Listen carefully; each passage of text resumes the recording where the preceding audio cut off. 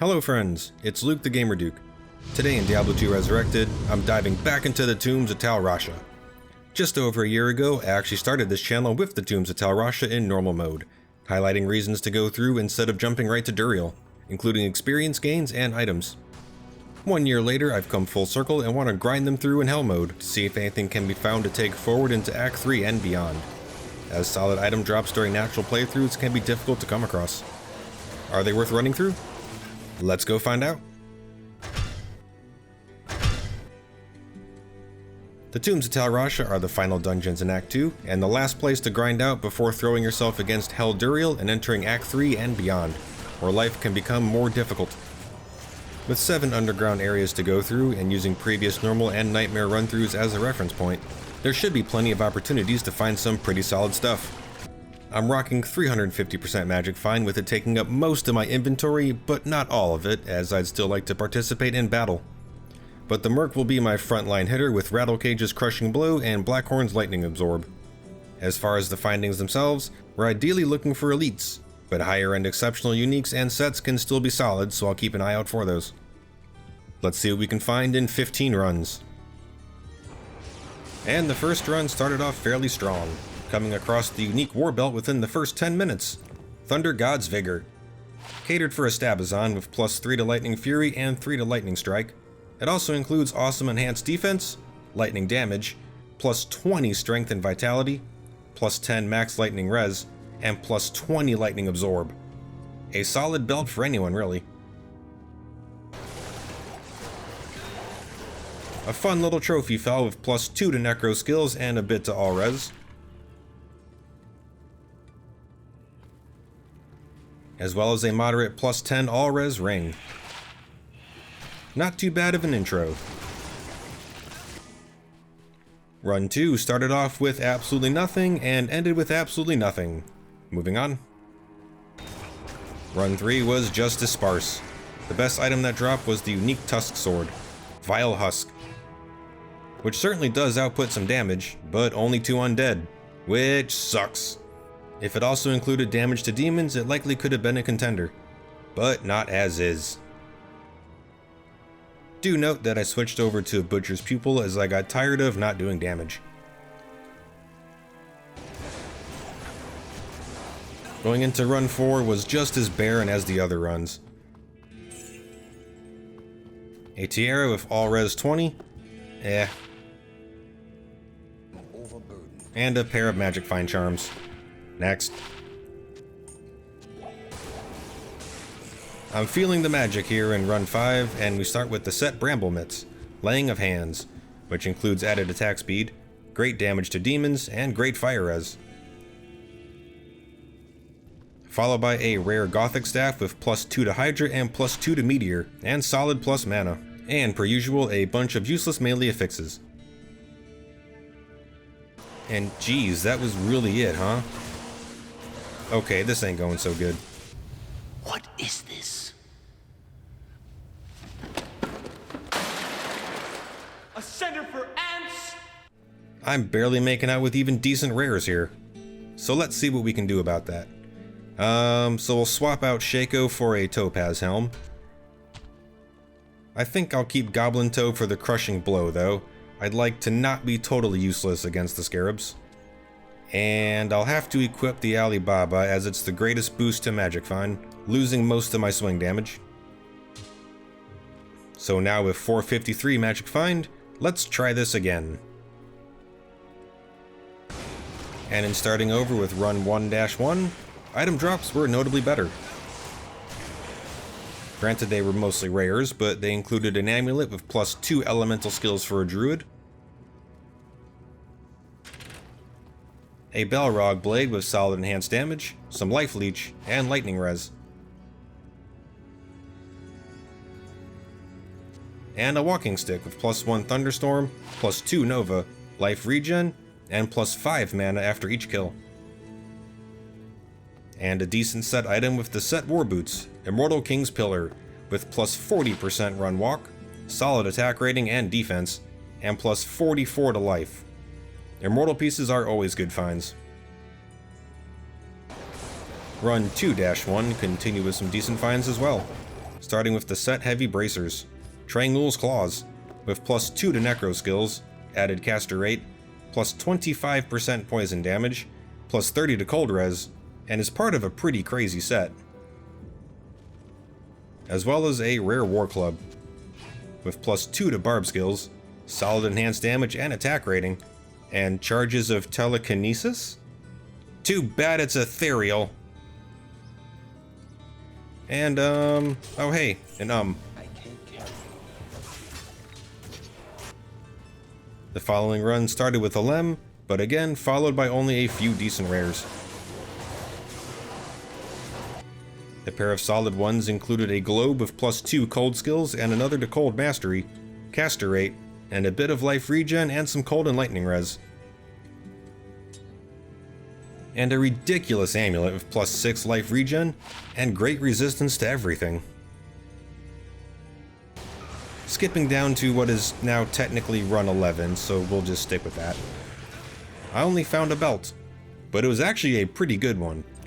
Triangul's Girth Troll Belt.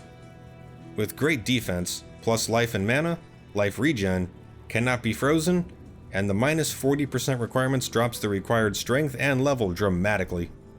And is the second of this crazy set I found thus far. Getting into run 12, I finally got a couple good ones within a single run. Starting with the set Battle Boots. Elder's Advance, which includes +40% run walk, +50 life, great stamina bonuses, great fire res, and 10% damage taken goes to mana, and is part of a great druid set.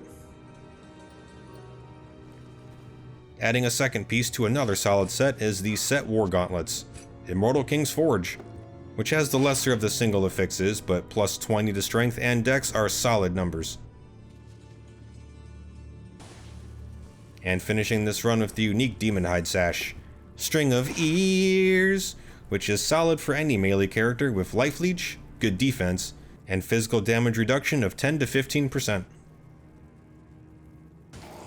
Feeling reinvigorated, I jumped into run 13, and ran into a dusty pile of corpses for items. A pair of rares included a solid quarterstaff with +2 to sorcerer skills and 2 more to meteor, and some fire res. As well as some Wormhide boots with faster run walk and great cold and fire res. It seems the Magic Find rug was pulled out from under me. This guy stinks! But the rug returned for this run, which did produce a solid find for a druid. Earthshaker Battle Hammer, with +3 to elemental skills, great added attack speed and enhanced damage, blinds target and knockback. Alright, run 15. Daddy's got a good feeling about this one. It starts off with the set Dust Shroud. Dark Adherence, with solid fire res, decent defense, and fast-acting poison damage. Then a bunch more rares. God, I don't even want to go through them. Here's a Shafted Hydra Edge. And a decent pair of Greater Claws, I suppose. Wait. +40% added attack speed still outputs very slow attack speed? Jeez. Okay, we're not done here. I think it's time to push it. Push it real good! What else can be added? Alright, let's deck out my charms here. And... man.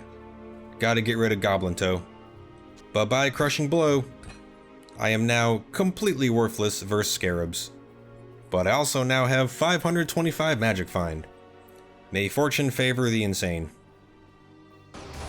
Moving on with run 16, the added Magic Find did seem to shake some drops loose, including the set Mithril Coil. Credendum, which includes +10 to strength and dex, as well as 15 all res, and is the third of its set I found thus far. A few tombs down, I came across the unique Greater Talons, Bartuk's Cutthroat, with +2 to assassin skills and another +1 to martial arts, solid enhanced damage with more added base damage, great hit recovery, 20% bonus to attack rating, life leech, and plus 20 to strength and dexterity. An absolutely awesome find for a slash assassin. Slash assassin? Slash assassin. The solid drops continued into run 17, as one of the best necro items dropped almost immediately from the least likely of places. The unique Hierophant trophy, Homunculus, with plus 2 to necro skills, 2 more to curses, awesome blocking perks, note the chance to block is 75%, solid defense for what it is, great added mana and mana regen, and all res 40. Super solid find. The set mesh belt also dropped Tal Rasha's cloth, which is still useful with plus 20 dex, plus 30 mana, and damage taken goes to mana. A fun little rare bow for an Amazon with plus 2 to bow skills, solid enhanced damage, and 2 sockets. And, wait, what the hell was that? E-clone! Oh man. Alright, let's take him. Oh, Merc's already down. And his health jumped right back up. Not even a dent. Bail. Alright, let's swap all this out. I can't just let him get away. Return. Fight him. It's definitely taken some persistence, but he's getting there. Uh-oh. I'm out of potions.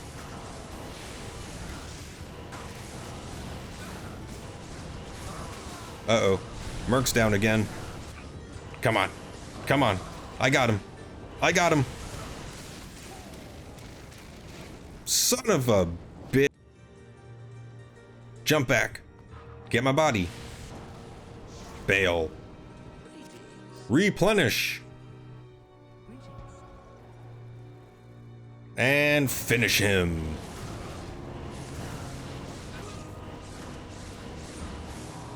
There we go.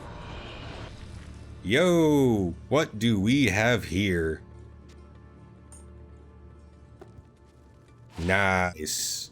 A Nihilist Small Charm. Plus 1 to all skills, plus 10 to 20 all attributes, plus 10 to 20 all res, and plus 5 to 10 experience gain. Absolutely sick charm.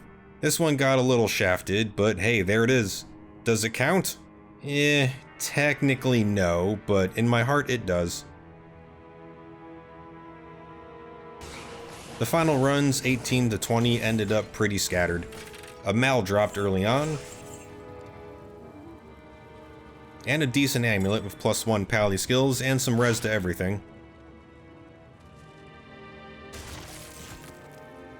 A jewel with 14 to max damage.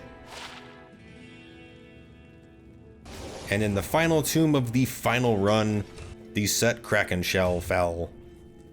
Mavina's Embrace, which is part of a solid set, but it is the least useful on its own with only plus 2 Amazon passives and defense focus. And of course, we have to end with Duriel. Oh boy. I'll try it with the 525 magic find, but we'll see. Jump in, throw a portal up, and... oh. Well, okay. This isn't going too bad. He's actually getting wrecked. Okay, well, peace out, Duriel. And what do we get? Aw, come on. The unique Trollist armor. It's just not very good. Way to live up to your reputation there, buddy.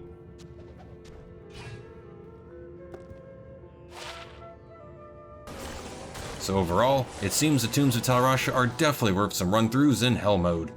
There's still great experience to be gained as I started at level 76 and ended at level 86, gaining a full 10 levels through them.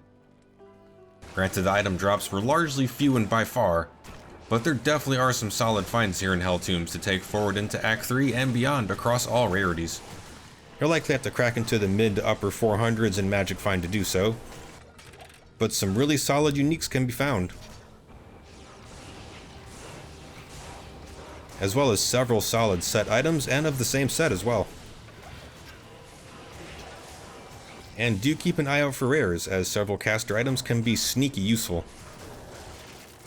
And if those don't work, you'll likely come across some decent mid-level runes, as I found a Lem, a Pole, a Mal, and an for rune word builds.